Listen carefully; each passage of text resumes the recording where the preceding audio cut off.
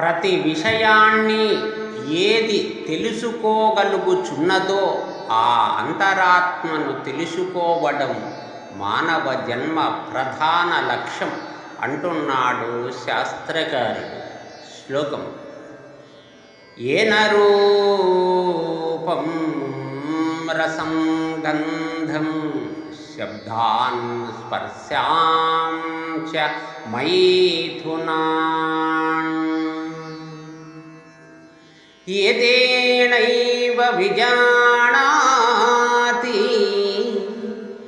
కిమత్ర పరిశిష్యతే.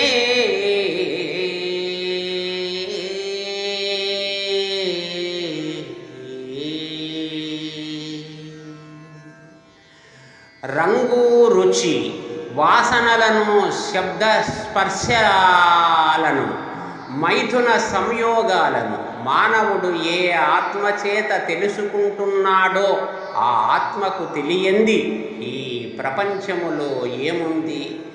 ఇదే నువ్వు ఎన్ని సాధనలు చేసినా తెలుసుకోగోరిన చిట్ట చివరి మోక్షస్వరూప ఆత్మ.